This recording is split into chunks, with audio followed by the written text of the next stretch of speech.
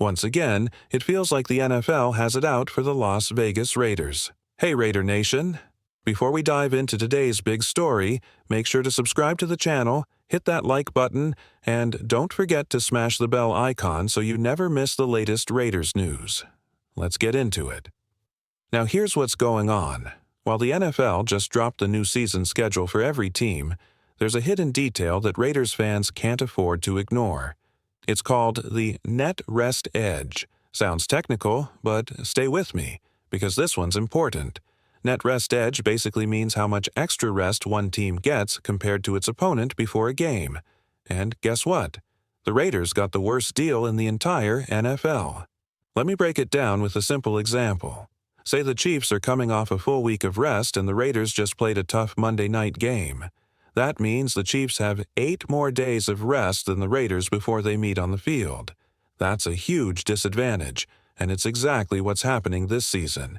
It's almost like the NFL keeps stacking the deck against us. While other teams get breathing room, the Raiders are thrown right back into the fire with tighter turnarounds and tougher matchups. And here's the kicker. Las Vegas has the worst rest edge in the league for 2025. Dead last. Coincidence? Or just another move in a long pattern of tough breaks for the Silver and Black? Here's what really hits hard, Raider Nation. The Las Vegas Raiders have been handed the worst rest schedule in the entire NFL. We're talking about a net rest edge of minus 19 days. That means over the course of the season we'll have 19 fewer days of rest than our opponents. Let that sink in. To make things worse, we're the only team in the league with just one game where we actually have more rest than our opponent. Just one. Meanwhile, there are 6 games where the Raiders will have less rest than the team they're facing. Now think about what that means on the field. Less recovery, more wear and tear, and tougher conditions for our players every single week. This isn't just a scheduling quirk. It feels like a deliberate challenge thrown at the Silver and Black. And while other teams are getting breathers and mini-buys, the Raiders are being pushed to their limits. This is more than just numbers. It's about fairness, and once again, it seems like the Raiders are being overlooked when it comes to a level playing field. Let's talk straight. This whole net rest days situation, it's starting to show a pattern that Raiders fans have seen for years. Now, net rest days might be a new term for some folks. It's a stat that's been gaining attention recently, especially thanks to NFL analyst Warren Sharp. The idea is simple. Some teams are getting more time to rest between games, and others, like the Raiders, are being left in the dust. At the top of the list? Teams like the Lions and Dolphins, sitting pretty with plus 13 and plus 11 rest days. Even the Chiefs are in the positives. Why? Because those teams get more primetime games, which often come with extra days off before or after. But here's where it gets wild. The Raiders aren't just last. They're in a category of their own. While the next worst team, the Saints, sit at minus 14, the Raiders are at minus 19. That's a huge gap. We're not just talking about bad luck anymore. This looks like a system stacked against us. And if you followed the Silver and Black long enough, you know this isn't new. It's been this way for decades. The disrespect, the bias, the challenges. Some say it started back in the days of Al Davis, and somehow it just keeps happening. For new fans, it might feel shocking. But for the Raider faithful, this is the same old story. Different year, same fight. Let's take a closer look at the Raiders' 2025 schedule, and you'll see exactly why fans are frustrated. Because what the NFL has handed us is almost laughable. In the first 4 weeks, things are already stacked against us. Week 1. Chargers. They get 2 more days of rest than we do before Monday Night Football. Week 2. Commanders. 4 extra rest days for them. Weeks 3 and 4, Bears and Patriots. Finally, things are even. No rest advantage either way. Then we hit weeks 5 to 7. Raiders stay balanced again. No rest edge, positive or negative. Week 8 is our bye week, and while that sounds like a good thing, the numbers tell a different story.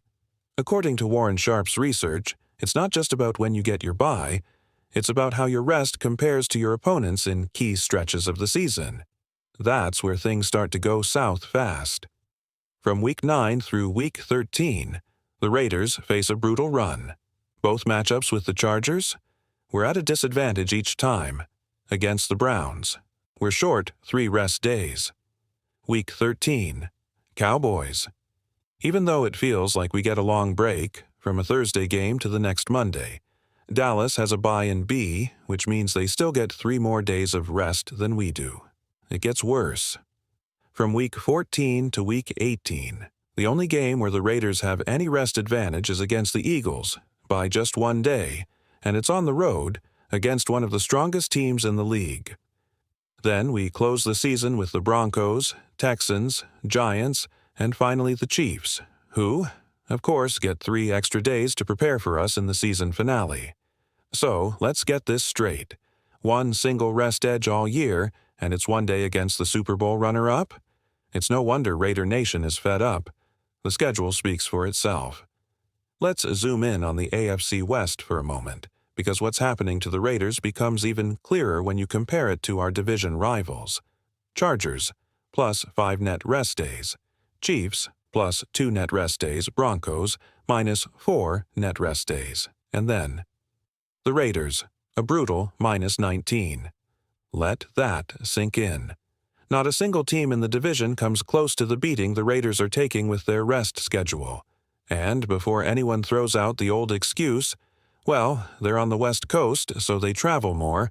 Come on, it's 2025. Every team travels. That excuse doesn't hold up anymore. Now, here's something even more telling. Let's look at how this net rest edge ties into playoff success. Over the past 2 seasons, in both 2023 and 2024, 8 out of the 14 playoff teams had 0 or positive net rest. That means only 6 of them made it in despite being on the wrong side of the rest edge. It's rare, but not impossible. Teams like the Chiefs and 49ers have pulled it off in the past, even with tough rest schedules. But let's be real, they were already championship-caliber squads. For the Raiders, this just means the margin for error is razor thin. Every detail matters, and this is where the coaching staff and front office really step up. What's impressed many fans this offseason is how sharp and forward-thinking the current regime seems to be. While we don't know if they predicted this specific disadvantage, what's clear is that they're planning ahead. Every move, every decision, every roster tweak. Because when you're staring down to 19 fewer days of rest than your opponents, you better be ready. You have to be smarter, more prepared, hungrier, and Raider Nation knows we don't back down. We fight harder. When you're facing a disadvantage as massive as negative 19 rest days, one thing becomes absolutely critical: staying healthy. In the NFL, talent is everywhere. What separates good teams from great ones is often the tiniest edge: depth, discipline, durability. And with this brutal schedule ahead, the Raiders need to be locked in on all 3. Last season, injuries hit hard, and it showed. The depth just wasn't there. When key players went down, there wasn't enough firepower behind them to hold the line. That's part of why the Raiders struggled on the field. But this year, it feels different. Even back in May, the team was already grinding. Early workouts, strong conditioning. That's not just for headlines. It's preparation with purpose. It's about building a roster that can withstand the storm. We didn't see the Raiders chasing every big-name free agent. Instead, they built smart. They added reliable depth in free agency and the draft. Quiet moves, sure, but the kind of moves that matter in December, when legs are tired, games get tougher, and depth becomes the difference between playoffs and an early offseason. The front office seems to get it now. They know they're behind the rest curve. So they're building smarter, training harder, doing the little things, as Max Crosby always preaches, that 1% more that separates champions from everyone else. And that's what it will take. If the Raiders are going to rise above this insane disadvantage, it won't just be about stars. It'll be about every single player being ready to step up.